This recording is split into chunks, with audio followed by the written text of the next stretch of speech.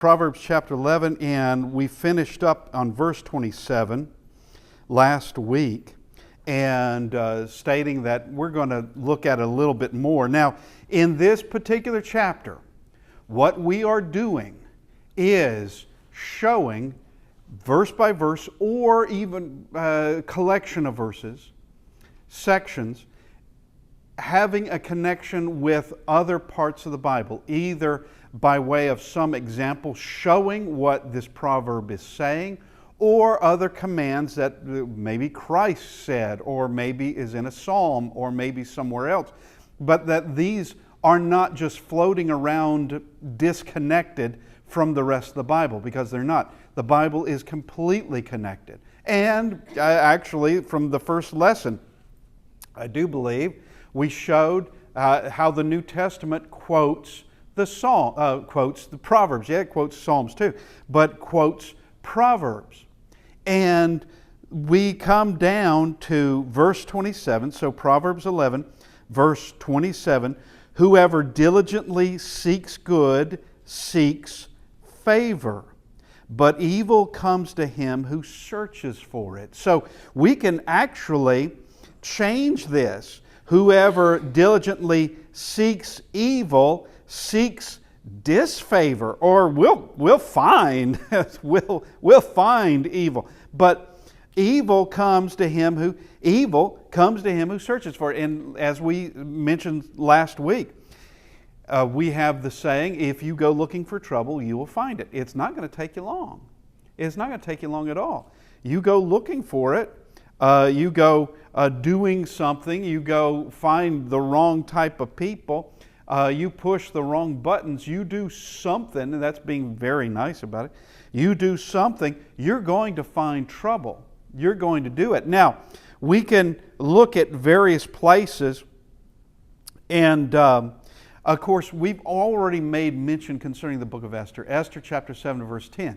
You have Haman, who is hanged on the very gallows that he had built for Mordecai.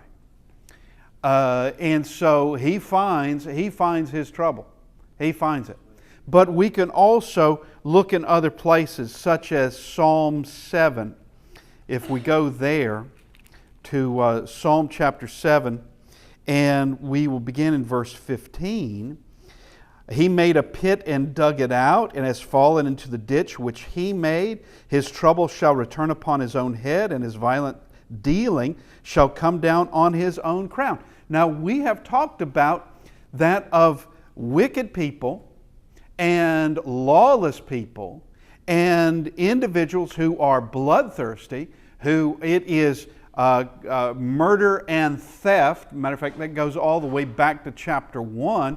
It's the first enticement that Solomon presents to his son. That in enticement number 1 is that let us lie in wait for innocent blood.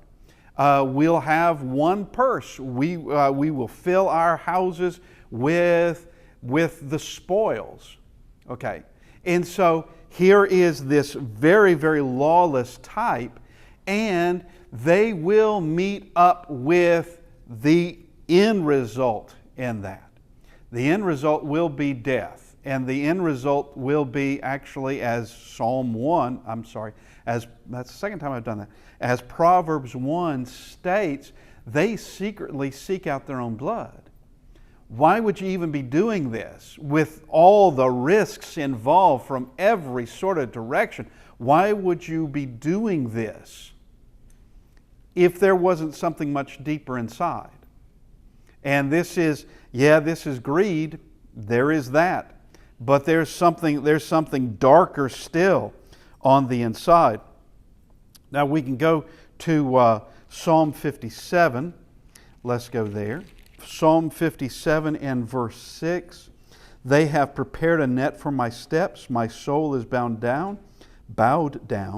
They have dug a pit before me. Into the midst of it, they themselves have fallen. They fell into the very pit they were digging.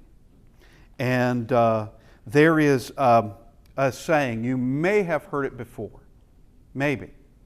The first time I said this, in front of Jimmy Hill. It was in a room, some of y'all remember Jimmy, in a room of men. I mentioned it is a saying of someone who's hoist by their own petard. I thought they knew what it meant, and I will explain it. And they made fun of me for years after that. And Jimmy, and I'll explain, and Jimmy said, he told me a few years later he was homesick, and he was watching TV, and he was half asleep, and someone on TV, someone in the movie he was watching, said that same thing, and he just picked up. Okay, and what it means, a petard is an old sort of bomb, or you could think of it like a grenade. You're going back a few centuries for this, but it was a grenade. To be hoisted by it meant that the bomb you intended to blow somebody else up with, you've been blown up with it. Okay, it's that simple. And you could think of it, you're caught in your own web. It means the same thing. Okay, and so he who earnestly seeks good finds favor, but trouble will come to him who seeks evil. You look for it, it's not going to take you long. You will, in fact, find it. That's an easy thing to find. That's very easy. Now, we come to the next verse. Whoever trusts in his riches will fall, but the righteous will flourish like a green leaf. All right? So, or flourish like foliage. Now, we can look at different people, and this is what we're doing. We're looking at examples if we can find examples. We're looking at direct statements if we find direct statements. And here is this particular verse tempers Proverbs 10:15, which we read just a couple or 3 weeks ago. A rich man's wealth is his strong city. All right, we read that. And we talked about how it could not have a literal meaning of a material wealth. There had to be something more about it. Because we come to this verse, he who trusts in his riches will fall. Well, so much for the idea of this fortified city. Okay, his riches are his fortified city. There has to be something more than that. His wealth has to be something more than that. And in pairing it up with what surrounds that verse back in Proverbs 10 is to understand that that wealth is a spiritual wealth. It has to be. Now, we can take it to the literal standpoint, and okay, that's fine. You can say his wealth is his strong city, but we can also talk about the deceitfulness of riches. We can also talk about Proverbs 11:28. He who trusts in his riches will fall. So if it's literally that your material wealth is going to be your stronghold, then it's not a stronghold you can trust in. Because this verse says you can't. And this is why we have been saying that each proverb does not just stand alone. It can. It can. But like every other scripture, it's got to be put in with the rest of the teaching of the Bible. Everything. You've met folks and they've had what I will call their pet verse. And it's like one that they have memorized, and it's the one that they think that's all they need to know. If you went and inquired of what's the verse before it, what's the verse after it, they probably couldn't tell you. They probably couldn't tell you the context at which such was said, nor have they thought very deeply as to what that actually meant. They like the conclusion they've come to, and they think that's the only verse they need to know. I had an uncle, and he pretty much liked one verse, and that was it. All right? And I had a friend, and his was, judge not that you be not judged. He could recite that one. And, all right, tell me the next verse. I know he couldn't recite that. And tell me what else that chapter, Matthew 7, has to say. What else is there? Okay? And so here we have with this that there has to be proverbs helping other proverbs. That it's okay to use a proverb to show a principle, the principle involved in it. There's not a problem with that at all. But understand that there are other proverbs that may need to be considered along with it.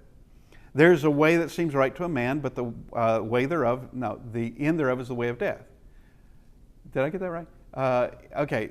And so with that, can that stand alone? Yeah, that can stand alone. Are there other things that can go with it? Yeah, of course there is. I mean, we can talk about examples. We can talk about other commands. We can talk about other statements that have been made throughout the Bible. We can do that. But to have a total understanding of a subject, we need more Scripture to help us. So here we have, he who trusts in riches will fall. All right? So we can think of just going back to the parable of the sower, Matthew 13, verse 22, you have the deceitfulness of riches, so you can't trust in those riches. We also have that of the rich young ruler, who definitely trusted in his riches. He wasn't going to give that up for the sake of salvation. What was the question he asked? He receives the answer. He asked the right person, and he knew who he was asking. And he receives an answer. He doesn't like the final answer. He doesn't like the final answer. That go and sell all that you possess and give to the poor and follow me. And then there's that, and follow me. Meaning, until you are able to conquer your love for your wealth, you cannot follow Christ. You're not going to be able to do it. The first has to happen. That was his problem. Not everyone has that problem. That was his problem. Now you can follow Christ. You've got to resolve that. And you have to be okay that in following Christ means you've got to give up some things. And it may be some things you love, and don't think you're the only person that has something you love that you give away. Everybody who follows Christ gives up something they loved. Everybody. And don't think that somehow you are the unique one. Now, we come to, but the righteous will flourish like foliage. We have the poor widow who has the 2 mites. And what does Jesus say about her? He's in the temple. He's just observing those who are giving. And here's this poor widow who puts in 2 mites. Obviously, they could, from whatever distance, however far he was away from it, they could recognize this is just 2 mites she put in. Of course, he knows more than anybody else, and he knows she just put in her entire living. That's all she owns. Everybody else coming through is giving from the overflow. But she's giving everything she owns. Her entire living. And what does he say about her? She gave more than anybody else because she made a far grander sacrifice. By way of the amount, 2 mites is nothing compared to what the others were giving. But they weren't giving everything. She did. She did give everything. Now, we come to verse 29. Yes. Okay, yeah, I'm sorry. We're in Proverbs chapter 11, and we are now in verse 29. I'm sorry about that. Whoever troubles his own household will inherit the wind, and the fool will be the servant to the wise of heart.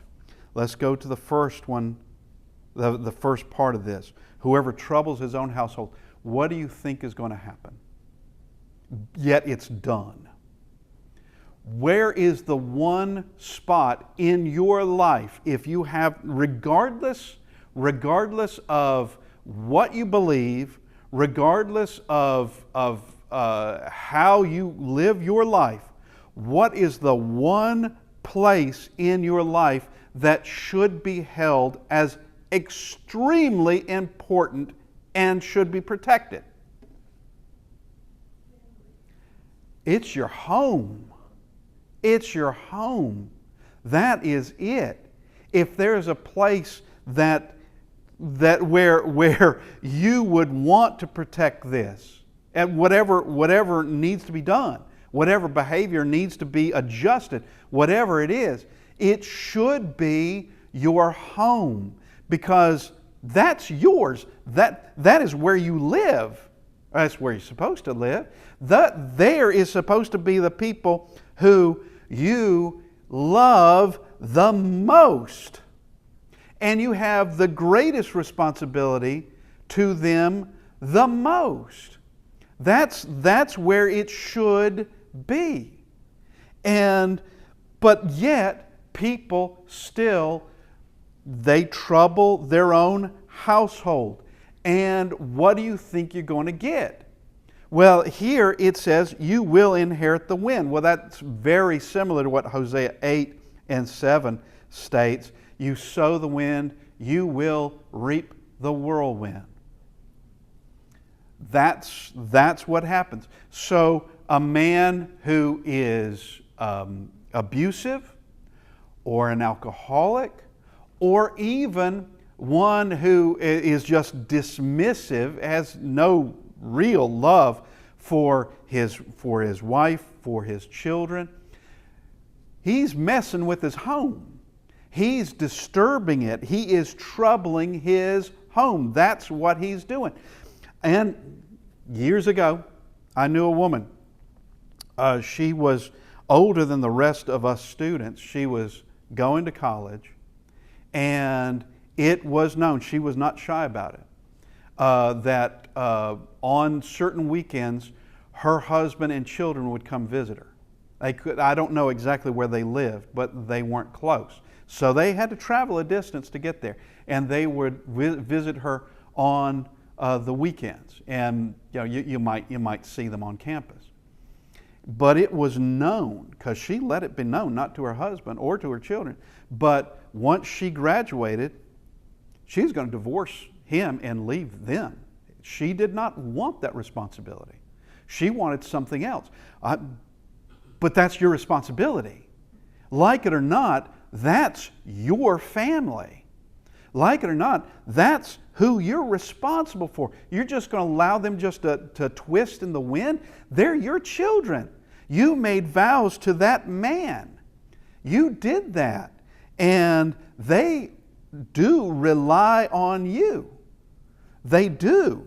And now you're just going to, that is troubling your household. And what are you going to do? You're going to inherit the wind. There's going to be nothing good that comes out of it. Nothing really good. She may get a great job. There's plenty of people with great jobs. And the job didn't make them happy. And the money didn't make them happy. And the prestige that may have come along with it. And having your work being admired by others. It's shallow compared to your family. There's nothing to it. You just inherit the wind. Now, we come to the next part of this, and the fool will be servant to the wise of heart. That's because one has his act together and the other does not. It's that simple. One is willing to learn to improve, the other refuses, which is where we're going to get in chapter 12, verse 1. One is willing to do the work. One is willing to actually have wisdom. The other refuses that wisdom. All right, well, that just means that there's always going to be the fool who has inherited the wind, the fool who is now homeless, is now without a job whatsoever, and is seeking something. And when Catrice and I were in Florida, there were more people that came by the church building there, because Florida gets a lot of folks that are homeless, simply because you won't freeze to death down there. And there were those that we would see. They would come by. They want to change their lives. Something has them in its grip. Alcohol or drugs of some sort. And they're now living in parks or living on the beach. And they want to get their life together. And you see with some of them, they do. They drop the alcohol, they drop the drugs, they're sober, they begin working, and suddenly they've got an apartment. And they've got it because they've got a job. They can hold the job. They've got an apartment. They have these things, and then comes that sin again, and they're back where they started. Go right back.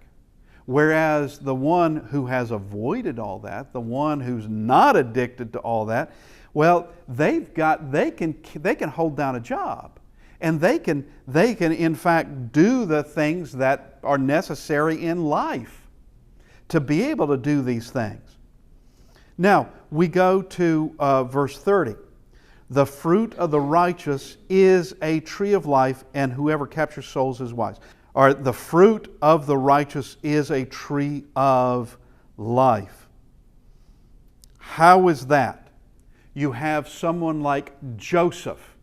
Does Joseph benefit Pharaoh and Egypt and other nations coming because there's a massive famine?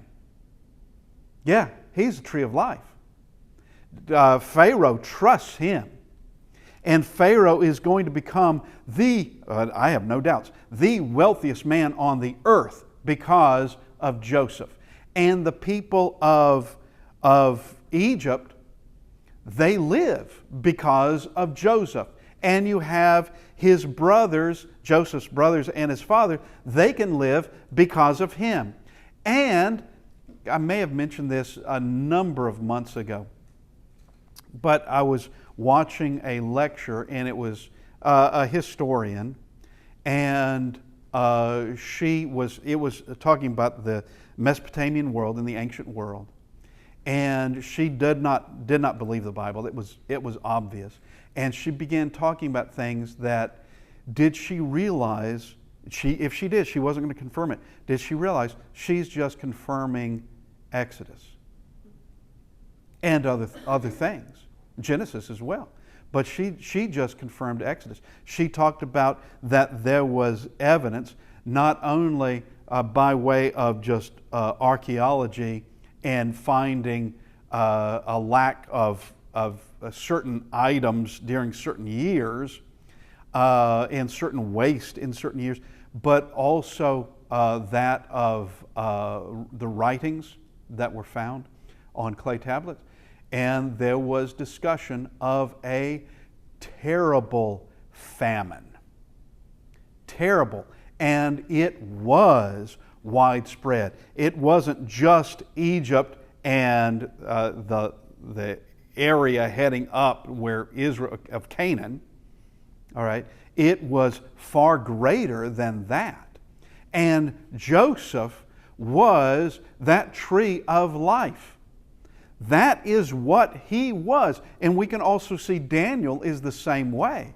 Daniel also is that tree of life. Here is this righteous man that others can trust implicitly. You can just give him the kingdom, and all will be run with integrity, with honesty. You give it to him, everything will flourish. You give something to Joseph, everything will flourish. It will flourish. Potiphar found that out. The prison guards found that out. And then Pharaoh found that out. But with Daniel, you have different kings, starting with the Babylonian kings with Nebuchadnezzar. He found that out. And then we get over into the Persian kings, and someone like Darius finds it out. Darius knows it. And God blesses the righteous. He blesses the righteous, and others see it. And others want to be next to that person and be part of that person's life, because if God bless them, God will bless you as well, being in proximity and respecting that person, allowing them to be righteous, allowing them to be that tree of life. And whoever captures souls is wise. And this would be that of a willingness to teach others, a willingness to help others. And that is part of compassion. That is definitely part of a love for your fellow man. That is a desire to help someone with matters of wisdom, simple matters of wisdom. Also with matters of salvation, to help them along in this. And there are people that they see your example, and they can see someone who is a light with others where there's not a whole lot of light at all, if anything. And this is someone who is wise. Now we come to verse 31. If the righteous is repaid on earth, how much more the wicked and the sinner? Okay, so this is quoted in 1 Peter 4 in verse 18. We made mention that the New Testament quotes the Proverbs. Matter of fact, in Hebrews, the Hebrews writer says, you have forgotten the admonition. You have forgotten this. And he brings out a proverb. They should have known it. They have forgotten it. They should have realized it. They should have been using it, but they were not. So we just have these words here that if the righteous are going to be repaid, if there is a recompense that is there, will there not be a recompense for the wicked as well? Will there not be something there for them? And so that is a part of righteous judgment. And the answer is yes. There will be. And where there is reward for one, there's punishment for the other. It's not like joining some sort of contest and the winner gets the reward and everybody else just goes home. It's not like that. It's where this is a trial, and those who do right have the reward and everything that goes with it and everything that even goes before it, which is nothing but good. But those who refuse that, it's punishment. And there is no just going home or thank you for participating. It's not that. It's reward and it is punishment. Nothing else is there. Nothing. And will there be this recompense for the wicked? Yes. Yes, there will. But the proverb says, how much more? Well, God's going to be faithful in that too. He's going to be faithful in that. And we can just take that promise that He will be. Now, we're coming into chapter 12. All right, in chapter 11, we just wanted to focus on each proverb or grouping of proverb and show Scripture, other Scripture with it. All right, and we can do that for the rest, and on occasion we will. Just like with chapter 10, we showed groupings and overlap. All right, we're not going to do that for every chapter because it will become burdensome, and you'll come to understand, yeah, that's going to be everywhere, because it is. These aren't placed randomly in just random slots. These are placed where they're supposed to be placed, in groupings or even in introductions to sections, which the Bible does that. It will introduce a subject and then in a little bit gets to that subject. We can see that in the writings of Paul. We can see that in other places as well. But we want to notice in this particular chapter, and we're going to read it all the way through without comment. We're going to read it all the way through.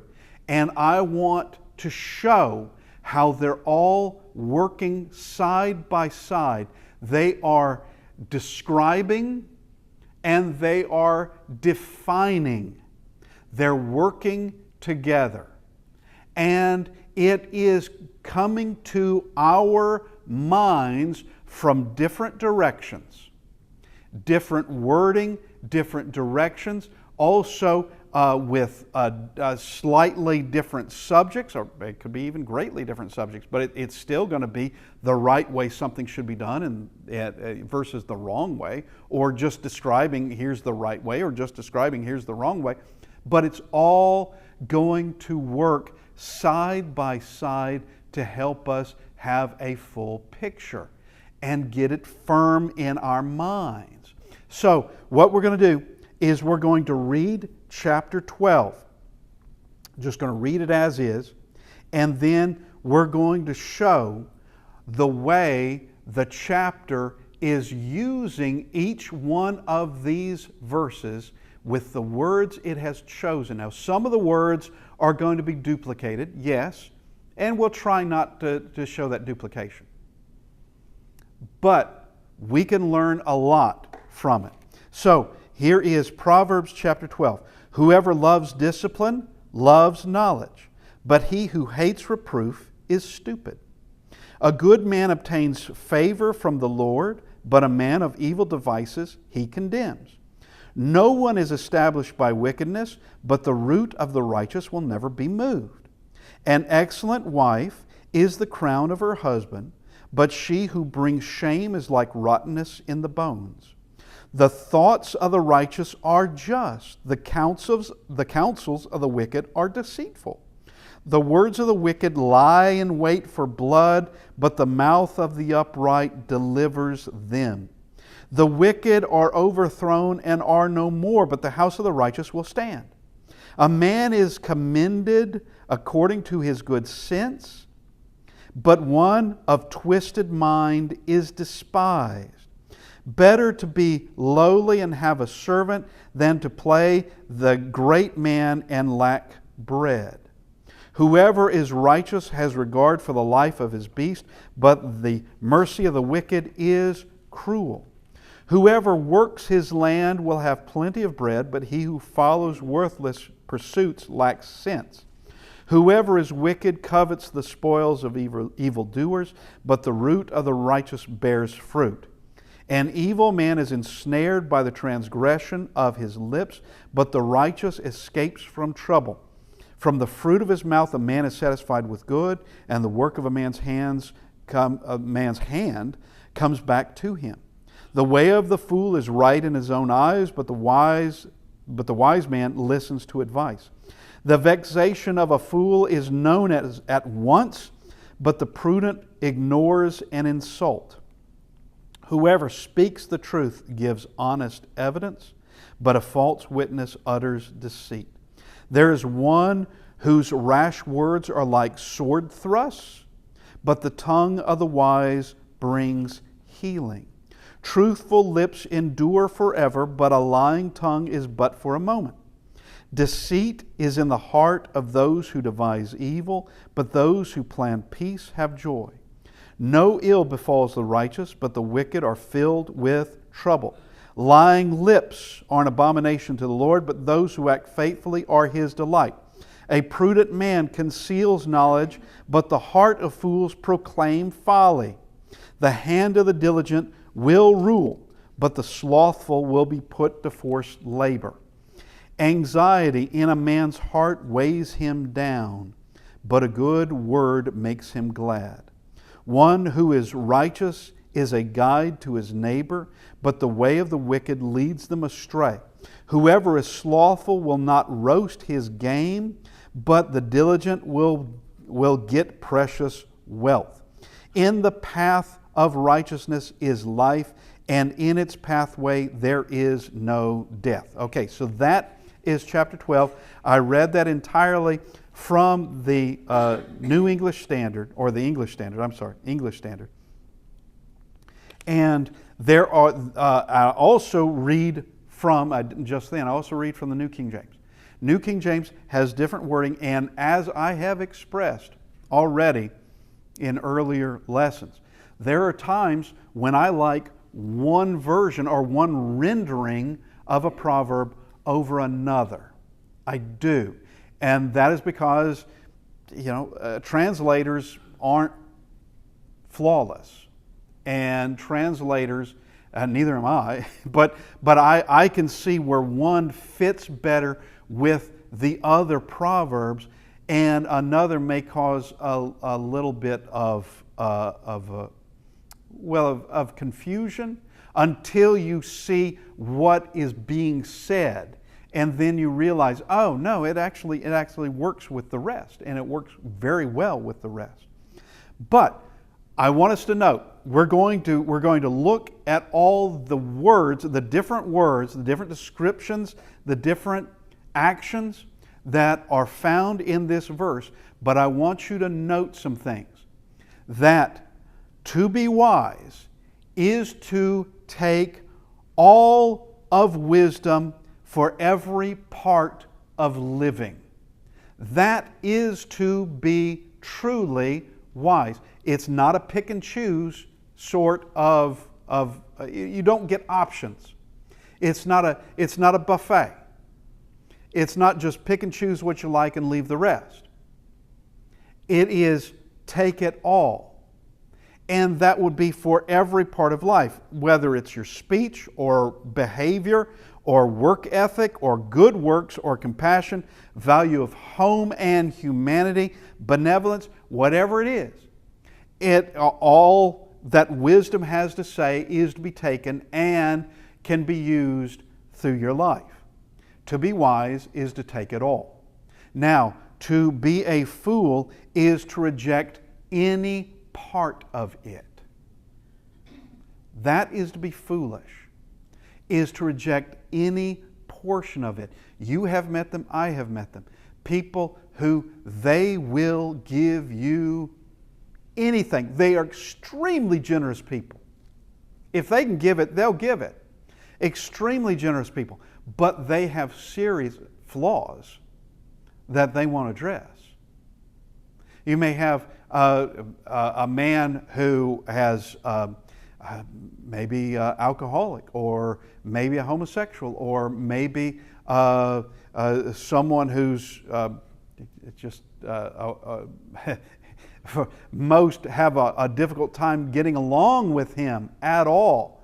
But there may be a portion of their life that they're really good here. This is the better side of their behavior. This is the better side of it.